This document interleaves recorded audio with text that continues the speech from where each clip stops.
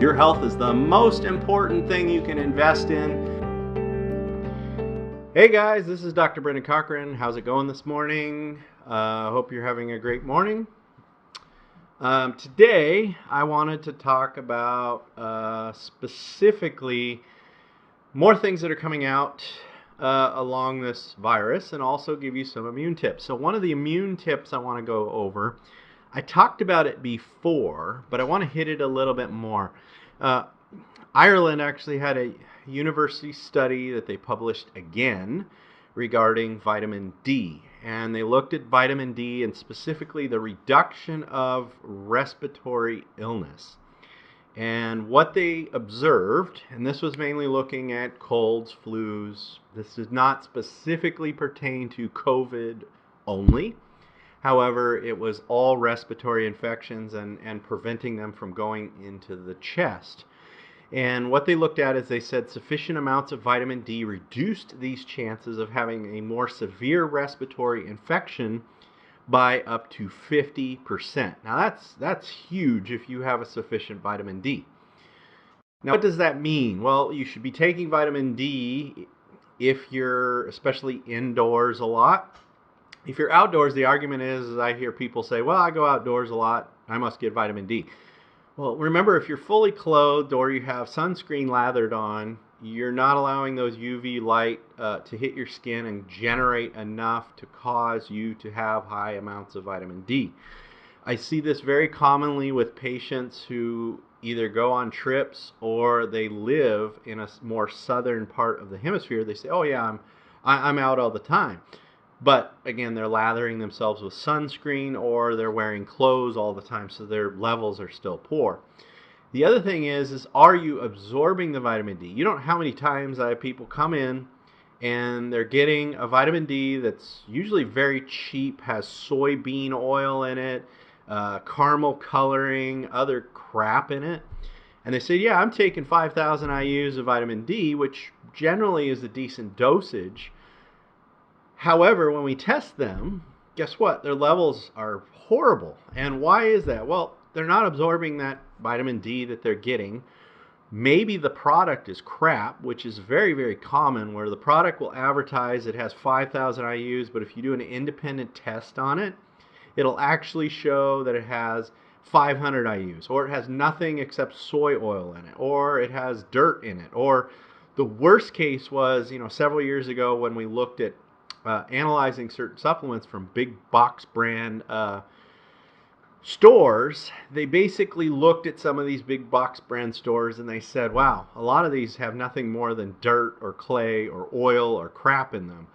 They have no nutritional value at all. So it's really important that they meet some quality control, that you make sure they're working. The other thing that happens is the online box store, you have to be very careful where that's coming from. As I've seen patients, and even reports about a year ago, demonstrated that 25% of the products that were bought on a big online vendor that most of you use, 25% of those were counterfeit, meaning what happened is somebody bought all the bottles up, they opened it up, they took their caps, they packed them full of dirt, they put them back in there, and then they sealed it up again. And then they sold it to you. And one of the things that became evident is some of our patients were getting stuff from us, and then they went, oh, it's online, I can buy it from here. And they bought it, and then they brought it in. They said, man, this is a really different colored product than what you gave me. And what we found out is, one, the product was expired. Two, it looked like they jammed something else in the capsule. So you really have to be careful of who you're getting it from to make sure that it is actually decent quality, so you're getting your actual nutrient levels up. This pertains specifically for vitamin D. So what else do we want to talk about today? A few different things pertaining to this COVID thing. One, another article came out. If you look back at some of my other videos, I talked about different strains. We have an inkling that there's 30 mutations currently in this virus. Now, when it mutates, it doesn't necessarily mean that it's more deadly or more virulent. Most of the time when a virus mutates, it actually becomes less deadly or less virulent. It wants to survive, not kill its host. We know that 3 of the strains that we talked about in an old video, A, B, and C. C is the newest mutation and the least deadly. B is the worst one, and A is kind of in that mild, yeah, it's not good, but it's not as deadly as what we see with B. Now B, again, I'll post it again, but this is the second time I've seen an article talk about this, and nobody else is mentioning this.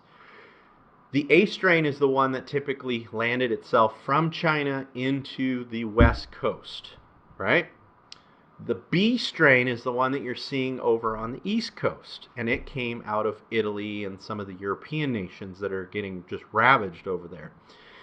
That B strain, my concern is as we say, oh wow, we're doing so well on the West Coast, my concern is if we open things up too quickly, too fast, or allow people to travel from that East Coast to West Coast, we may see that B strain pop up and cause some of the damage that we're seeing over in big cities like New York and even blasting in Atlanta and some of New Jersey and some of these places that are just growing and keep growing.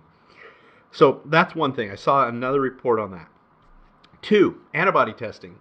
Stanford did a test on antibodies, and basically you probably saw this already on the news, and they said, oh, more people have this than we expected. I'm going to criticize that study a little bit, and a lot of people have come down and criticized that study. They said it wasn't randomized. They pretty much did a Facebook blast, and they say, hey, come get tested. So it was people that they knew. They were using a kit that was out of China that was known to be defective or have poor results. So I'm glad they're doing studies, but I wouldn't trust that study, period. All right, and shame on them for publishing that information and making those conclusions this early. Another one came out, hydroxychloroquine, which most of you have heard about and we talked about it in an earlier video, as a zinc ionophore. It was actually a big trial, and this is great that we're getting this information. They did it with the VA veterans, and they looked at treating people with this, and the conclusions they drew from this was that it did nothing, really. It didn't really help with people with this issue.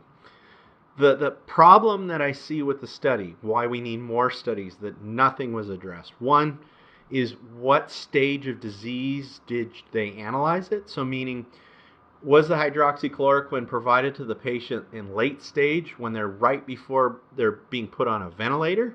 Or was it provided right in the early stages of that? And that makes a huge difference. If it's already, you need to be ventilated and provided oxygen, not much is going to help at that stage if you waited that long. So we need to make that conclusion. Is there a certain timing that's important? The other thing I'm waiting for a study to do, because we have not seen this, and it really makes sense that it's done, is how if we're giving hydroxychloroquine, which is a zinc ionophore, plus actually the zinc. Now, why is that important? Well, zinc needs to move inside the cell, and hydroxychloroquine, the drug, helps that zinc move inside the cell. We talked about other natural things that do this if you don't want to take hydroxychloroquine. Quercetin, EGCG also do this. So if we give this drug and say the person is having nutrient deficiencies in zinc, I would expect it's not going to work too well, because yeah, you've opened a channel, but they don't have any zinc to move into the cell to inhibit the viral replication, and nobody's done that study yet.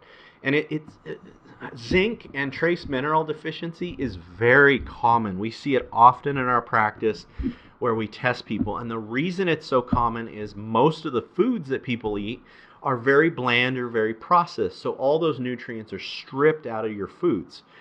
The other thing that happens is most of the material that is grown in mass production, they don't add trace minerals to the soil. Most of the things that are added to the soil are things like potash or nitrogen fixing, which, again, those are great fertilizers, but they're missing critical minerals like zinc, like copper, manganese, other things that are really essential for the body to function properly. And so most people with the standard American diet are not getting those things, even from their vegetables that they eat. So then you can have nutrient deficiencies.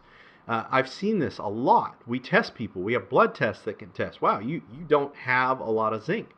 And that would definitely impact how successful something like hydroxychloroquine is done. So we really need more studies regarding that as well.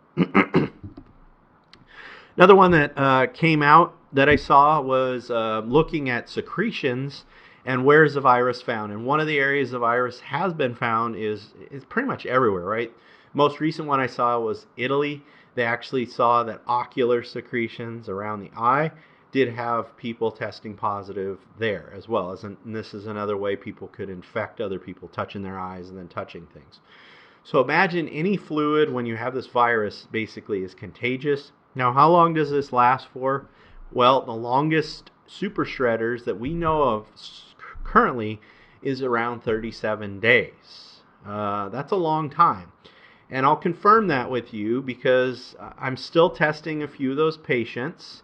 And I will say right now, the longest one that I have that I've tested out has been positive now for 28 days. And they are completely asymptomatic, meaning they have no symptoms, but they are positive on PCR nasal swab for 28 days. Now we're going to test them again, and we will see if they're still positive when they hit up closer to that 37-day mark, and then we'll go from there.